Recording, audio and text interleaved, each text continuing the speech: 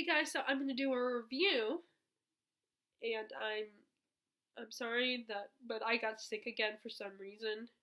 I have a congested nose and the cough and the scratchy throat and stuff. So hopefully you will be able to understand me. But I want to get these two reviews in now before I forget my thoughts. Because I already am really bad at reviews anyway. So okay, so I'm first gonna talk the two books I'm gonna talk about are Hamlet by William Shakespeare and this one, Crazy Rich Asians by Kevin Kwan. Now Hamlet I don't have. I was tempted to buy it the other day, but I didn't buy it because it was like I'm thinking, do I really love it that much? No, honestly, as good as it is, it was a good play. And I wish we had spent more time on it, but, I didn't love it enough to go and buy it. So, I don't have it with me, but it was a book we read for our British literature class. But fortunately, we spent so much time on discussing Canterbury Tales, which I personally think, I know it's a great work of literature and one of the first ones, but to me, it's, overrated. I don't remember anything, and I just wish we had spent more time on Hamlet. Because, I'm glad I read it. But I wish we could have done more of an analysis of it and discussed it with the class instead of, doing the reading it and then having to watch the movie, and then maybe she tells us some things while we're watching the movie. And that's it. That's all we did. And then the final focused only on Hamlet. Thank God. But anyway, so first I will talk about Hamlet. May as well. So Hamlet, in case you don't know, it's one of Shakespeare's more popular, more famous plays. It's a tragedy drama about the Prince of Denmark, Hamlet, the title character, and his dad has just died, the king. And his mom has not, she's done her mourning period for, a month or two. I don't remember how long. I thought the teacher had said 2 months, but I guess it was only a month. And is marrying the king, marrying her husband's brother, Claudius. And Hamlet does not like this. He is pissed off about this. He feels like his mom just, she got over it too quickly. And married the brother who is nothing like nothing like Hamlet's father. That's actually something he says in the play. And then two of his guards see a ghost. Well, in the vicinity of the palace, and they tell Hamlet because they think the ghost looks an awful lot like Hamlet's dad. So I hate this. Having this cold. So he goes to check this out, and Hamlet has a run-in with the ghost, and follows him, and the ghost tells him that Claudius had put poison in his ear and killed him because he had the hots for his mom and wanted the power and wanted the crown. And that he asked Hamlet to take revenge, but of course spare his mom, don't kill his mom. So Hamlet is, debating about this. He's trying to decide if he should kill him, but without any proof. So he decides to hire a bunch of people a bunch of players to put on a play that reflects what the ghost told him. And if his uncle reacted to it, and then that would be his proof. And the whole time while he's doing this, he's also, pretending to be mad. He's pretending to be a little crazy. And it gets people are a little nervous and concerned. And his uncle Claudius decides, maybe I should send Hamlet to England for a little while. And because it's a tragedy, a drama, that most of the characters will probably die. And so this was I'm glad I read it and I really liked it. I did enjoy it. I'm just not as obsessed with Shakespeare so far because I've only read 3 Shakespeare plays as most people are. I mean, I like it and I understand that it's a great literary piece of work, and the simple format of a play makes it even more impressive that he can reflect such complex emotions in a play. I think that's really cool. But I'm just not as in love with Shakespeare as most people are. I do, like I said, I really enjoyed Hamlet. I thought it was really good. And I definitely probably had an easier time of getting into and a better time, more of a time of getting into it than my classmates. But this is it's like it's mostly very dramatic and stuff, but there are some funny parts. Like when Hamlet is showing his madness, there are moments where you kind of like smile to yourself and are amused by his antics. Like when he calls the advisor to the king, Paulinus. I can't say any, some of these names I can't say. He's like, you're a fishmonger. Like the advisor asked him, do you know who I am? And he says, yeah, you're a fishmonger. And I can't help it. I didn't look it up, but I can't help but feeling like maybe he's mocking him, the advisor, in a way. I don't know, though. I would have to look up that word. I meant to look it up before I filmed this, but I totally forgot. One of the things I would recommend with reading Shakespeare, if you're not as familiar with it, or you've only read a couple Shakespeare plays, or you've never read Shakespeare at all and you want to try it, I recommend reading it with someone else, or maybe listening to like an audio version of someone enacting it. And if you're in school, then yeah, you could probably read it with your classmates. And also I know they say don't do this, but I think in the case of Shakespeare, I would recommend watching the movie. Like watch the movie version, because a lot of Shakespeare plays have been adapted, including Hamlet. So I think you should watch an on-screen adaptation so that you can get a visual of what's going on, and maybe that will help you understand. Even if you don't know the dialogue exactly what the characters are saying, you can get an idea of what is going on in the scene, and get an idea of some of the things they might be saying that they're saying in the dialogue. But I do believe it is a challenge to read, because yes, it's in English, but it's not modern English.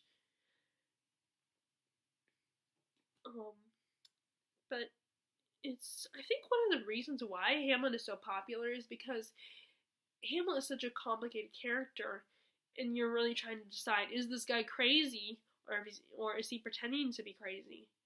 And that definitely provides a good literary discussion, especially like in class. I really wish we had, like I said, more discussion on it. But I'm sorry, this is a bad review, but I just don't know what else to say. It's hard for me to actually critique a Shakespeare play. And the thing is, like I said, I don't love it, but I don't hate it either. I'm trying to think of what else I could say. I like all the characters were interesting and fascinating, and there was a lot of gray in them. And I feel like you can relate to them, even if they're a lot more over dramatic than modern people. But that's just how Shakespeare wrote them.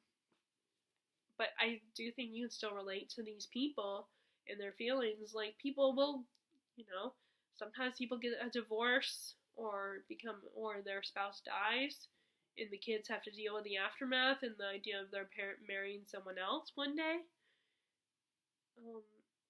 And people, go through stages of depression, and I feel like that's kind of what Hamlet did, what happened to him. And, and sometimes, and I think people can go crazy and go mad. It's not like that's something that doesn't happen. It just doesn't happen as often anymore because of the what's the word?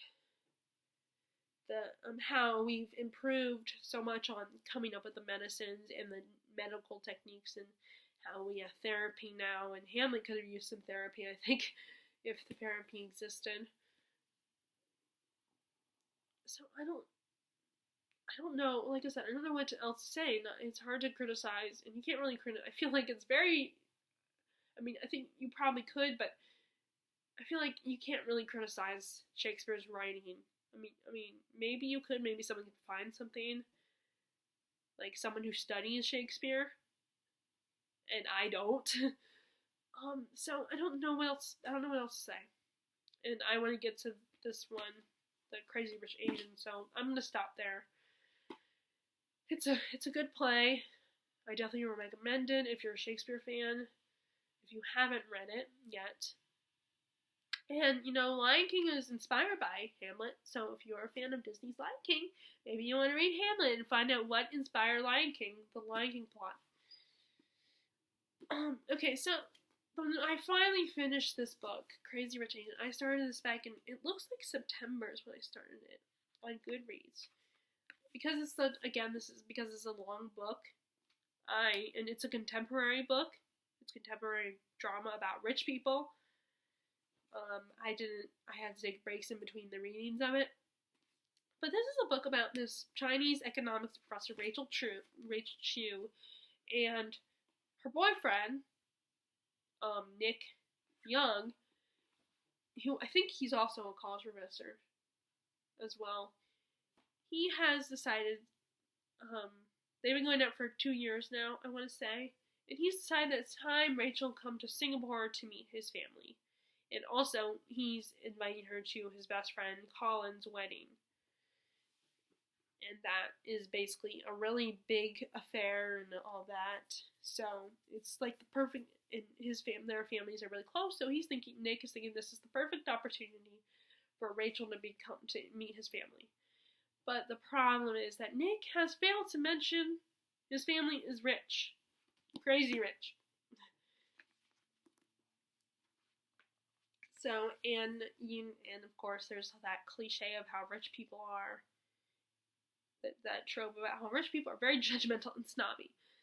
So, when she gets there, because she's not as wealthy as they are, and they don't know anything about her, and Nick hasn't told his family about her, so it's like they are ready with claws. They are ready to go after Rachel and to interrogate her and find out all they can. And all the people in his family and his close friends that are like family, all think that Rachel is a gold digger because she's not as rich as they are.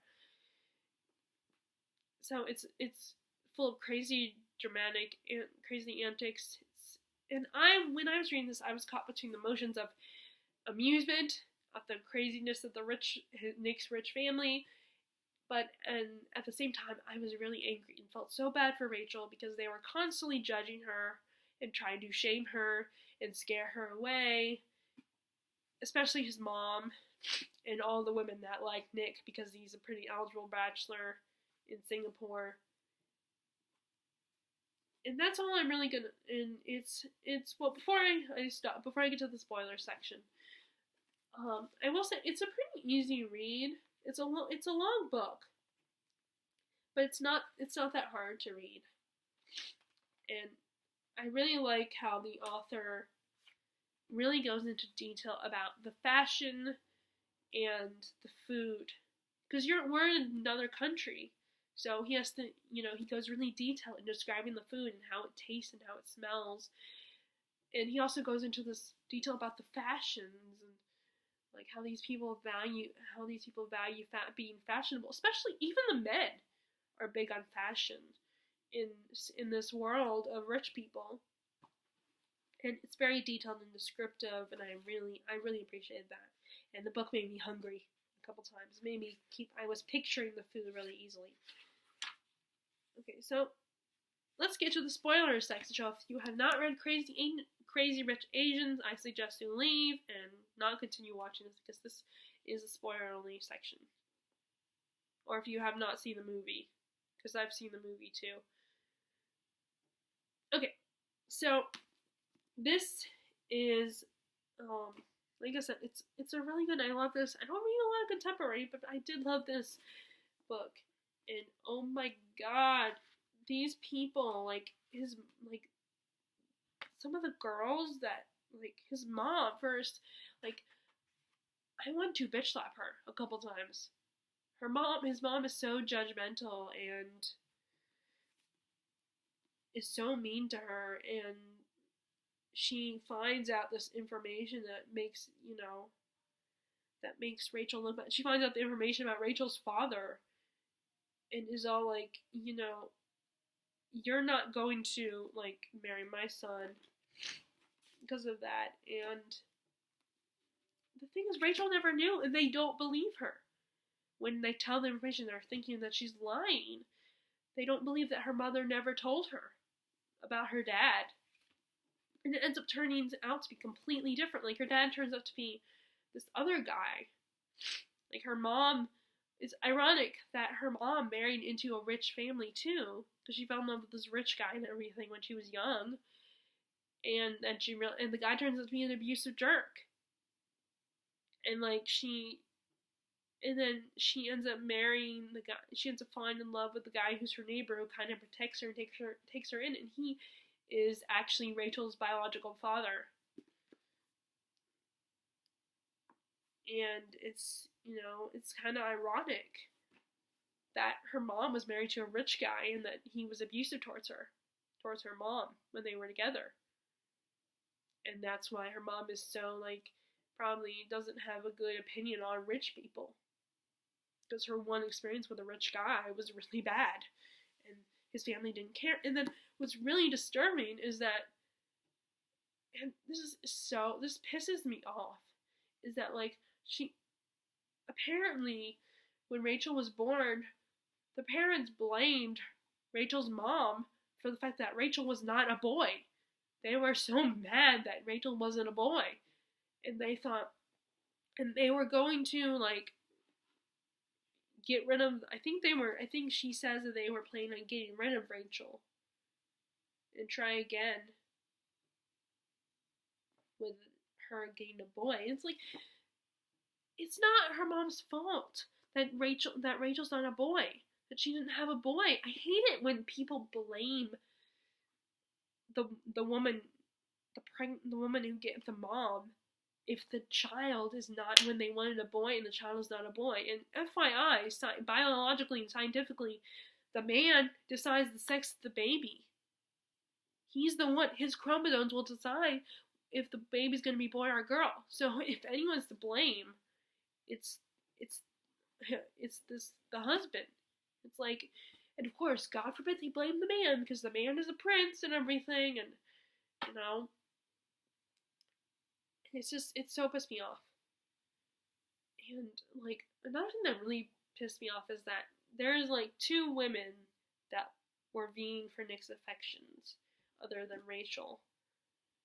Like, in the beginning of the story, Eleanor, Nick's mom, calls a friend of hers and is like, are you bringing your daughter, who actually, Amanda, who used to go out with Nick, used to date Nick, and she's thinking a good way to get rid of Rachel is to throw in some competition.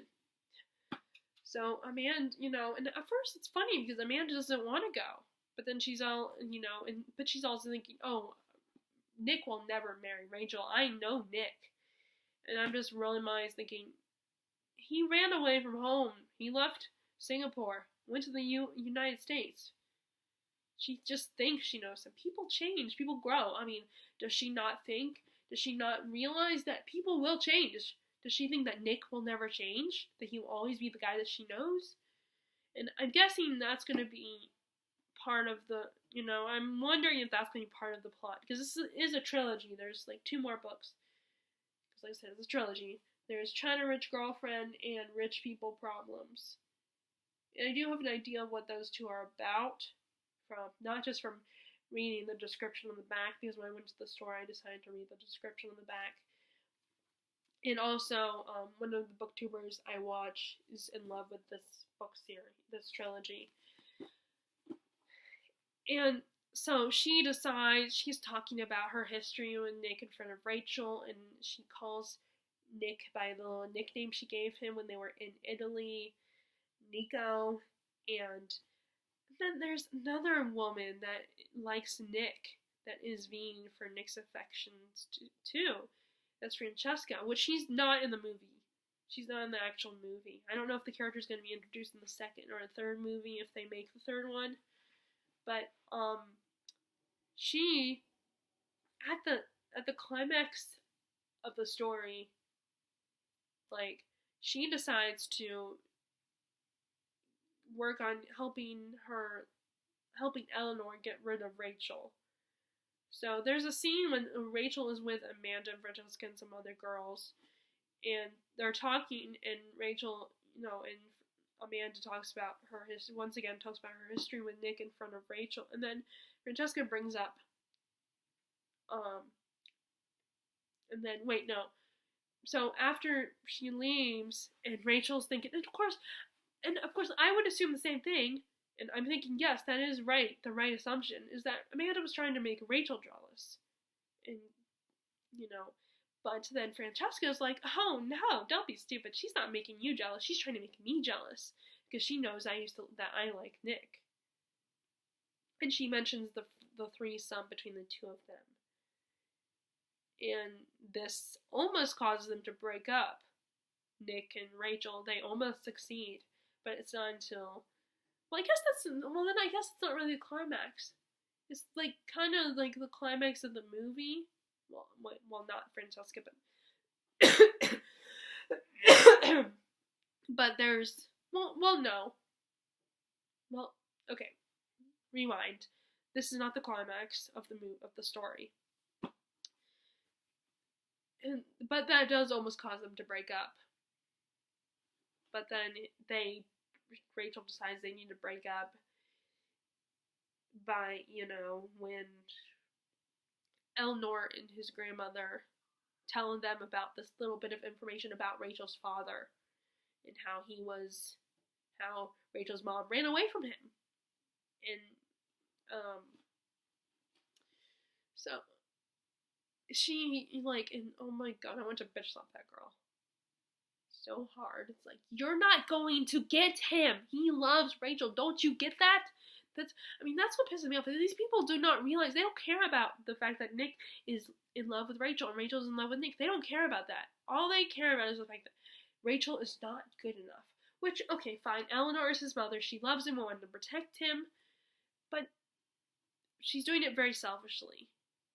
And I think she's also influenced by the fact that she was never good enough for her husband's mother, Nick's grandmother. She was never good enough for her. And Eleanor was part of a rich family herself, but they didn't have as much money as her husband's family did. Which really, I'm like, seriously? Why do you guys care so much? And oh my god, the part with the fish, because she gets invited to Colin's fiance's bachelorette party, their bachelorette weekend, and they all are playing nice or just ignoring Rachel and stuff, but she constantly hears them whispering about her, and they're coming up with these theories and stuff, and thinking, oh, what family does she belong to, and is she actually rich, and constantly whispering about her behind her back.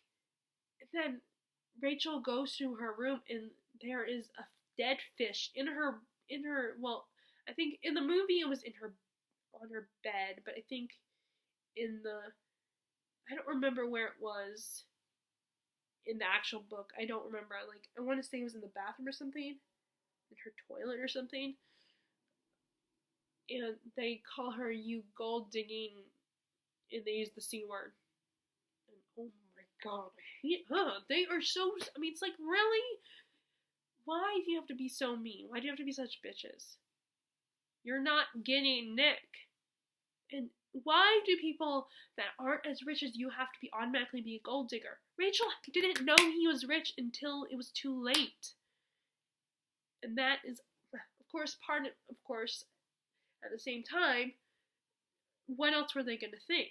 They did not know that Rachel didn't know about it. Of course, what I'm assuming is that they probably wouldn't believe if Nick told them look, I didn't tell her I was rich. She had no idea. And they probably wouldn't understand why. His mom probably would not understand why Nick would not want to tell her. She would be like, are you ashamed of me? Which it's funny because I think Rachel was worried that he was ashamed of her, which is not the case. I don't think he was ashamed of anybody. Maybe a little bit on his family. But at first, I don't think he was ashamed of anybody, you know. But like, I also like her friend, Lynn, or I don't know how to say her name. Unfortunately, I don't know how to pronounce some of these Asian names, even though I'm Asian myself. But her friend I love her, and she's so funny. And of course, yeah, it was much funnier in the movie with some of the snarky comments she says. And I really, just for the fun of it, I would love to check out some of the fashions that Kevin Kwan describes in the book. What else can I say about this book? What's nice is they do have a timeline in here. They do have a family tree in here, which is I think is really cool. So that, although I also love Astrid too as a character, and Oliver. Those are some of my favorite characters. Like, Oliver is the typical gay guy, or at least that's the impression I got in the movie. And then very sassy, and I want to know. After I finish filming this, I'm gonna have to watch some people's reviews on the book, because I know I can't remember which booktuber said that they liked it. Oh, I think it was Jean from Bookish Thoughts. She read the trilogy, or she hasn't read the last one, but she read this one and the second one, Crazy Rich Girlfriend, or not, China Rich Girlfriend. And I remember she did say she had some criticisms, and there were some problems, and those problems. I think one of the things that she criticized was that Rachel and Nick were kind of bland, and I can see that. And like I said, they're not even my favorite characters. And a lot of times in books like this, what's disappointing, I feel like, is sometimes, half the time, I end up preferring the side characters over the main characters, which is not you're supposed to love the main characters. And I can see, and granted, maybe there's a tiny possibility that I'm being influenced by Jean of Bookish Thoughts, but yeah, I mean, reading it, after I heard her say that, I'm thinking, yeah, actually, yeah, she's kind of, no, she's definitely not, she's definitely very, maybe it's just, to some people, she may be bland, to others, maybe she's just a really sweet, nice person. But, even in the movie, my dad was like, she should have been, said something to Amanda, because Francesca's not in the movie. Which, by the way, I saw the movie before I finished the book. Because my dad didn't know I was reading the book. He might not even have known it was a book. And he got it from Redbox. And I didn't know if he would be willing to get it. Because it's his account. The Redbox account is his account. I don't have one on Redbox. I didn't know if he would want to check it out again. And I would probably, by the time I would probably have to wait until it came on cable or something to watch it. To watch the movie. And by then I might not be as interested in watching it. But yeah, I do believe. What was I going to say? Okay, so something about Francesca not being in the movie, but the whole thing with Amanda planning these jealous thoughts inside of Rachel's head. My dad was like, what Rachel should have said is, oh, he doesn't really talk about you that much, to Amanda, which I agree would be really funny. But I'm trying to think of what else can I say. This is something I really need to work on writing reviews. What I need to do is take notes, which I did kind of start doing that with Royal Assassin. I write notes on my phone, because it's definitely easier than writing on a piece of paper. Because then it's unless I'm sitting at a desk, or at a table, it's hard for me to write notes in a notebook. Like, a lot of times I'm reading in bed, so it's hard for me to write in bed. It's very uncomfortable. So what else can I say? I mean, I don't know if, like, like I said, I liked Astrid as a character. I thought she was really great, and I felt so bad for her because her plot is that her husband Michael is cheating. She finds out that he's cheating on her via like seeing a message on his phone, a text message, and she's freaking out. And she finds out that that he has a lot of issues with the fact that he is never seen as good enough for her family, and that Rachel is constantly spending money, and she feels like she has to hide her stuff from him because she doesn't want to make him feel bad. But in doing so, Michael's not stupid. So he knows that she feels like she has to hide. She can't just buy stuff. I mean, that's just who she is. She's a fashionista, and she's used to buying all this stuff, all these clothes and jewelry and shoes and all that. And Michael can't afford to do that for her. And and there's this whole thing where whenever he is around, her family is like, "Oh, Michael, can you fix this or can you fix that?" He's like the handyman. So I get that he's a little insecure, and it's hard, being around her family. And his ego is definitely bruised, but it does not justify his actions in the book. That really pissed me off. And the ending of what happens with their relationship is heartbreaking for her, but I still was kind of pissed at Michael. I mean, I was pissed at Michael this whole, but I can't wait to see, and I hope she does consider ending up with that other guy. That I think she would be better with that other dude, that her old boyfriend. I can't remember his name. Let me see if I can find his name.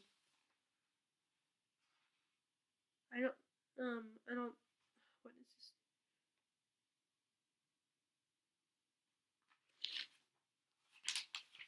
Where's his name? I don't remember. It's gonna take too long. So, but that guy, that her old boyfriend, comes back into her life, and kind of she reconnects with him. And as of right now, how this book ended is he's kind of helping her fix her relationship with Michael. But I'm hoping the two of them end up together. I didn't like Michael as a character. He was a douchebag, and I want to smack him. Now like I said, that's one of the differences in the movie, because you kind of find out exactly what's going on with Michael in the book, but they don't give as much of that in the movie, because of course in the movie you gotta focus on the main character. Rachel and Nick are the main characters, so you have to focus on their conflict rather than the extended, the rest of the characters' conflicts. But they do go a little bit into the territory of Astrid's storyline, but it's not a big part of the story like it is in the book. So yeah, this is a lot of me comparing the movie and the book. And I loved both. I enjoyed both. And I'm going to see if my sister wants to read this book.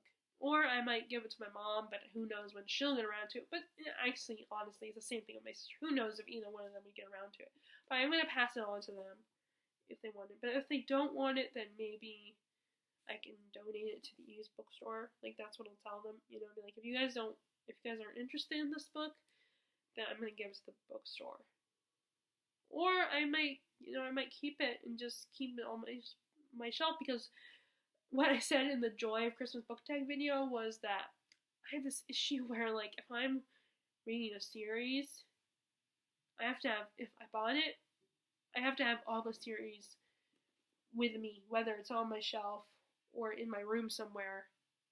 I can't get rid of them until I finish the whole series, if I'm going to get rid of it. And then, because I don't think it's right to just give them only part of the series. I think you need to get the whole series, so that the person who decides, I'm going to buy this book series, they'll have all the books, and they won't have to worry about buying them somewhere else. Because that's what I don't like, because I have that problem at the used bookstore. Because it's a used bookstore, so it takes donated books, so there's no guarantee that if they give a book that's a series, then it will be there. Okay, so that's Crazy Rich Asians. If you like this kind of drama about rich people and you like contemporary, this is it's a really fun book. You know, I know it's not everybody's cup of tea, but I really enjoyed it, and I'm not a huge contemporary fan, but also it probably helped that it wasn't YA contemporary, and it wasn't just focused on the romance. Like, it wasn't even about the romance. Yes, they were a couple, but it was also about the family, and I love reading family saga stories. You know, what's one that, like Leah Meacham, her book Roses is kind of like that. It's a family saga and set in Texas. So I love those kind of stories. So those are my thoughts. Not my best review, but my reviews are never that great anyway. So if you like this video, be sure to give it a thumbs up and click subscribe to my channel if you haven't already. And to my already subscribed people, I hope you are enjoying your reading, and I will talk to you all later. Alright, bye.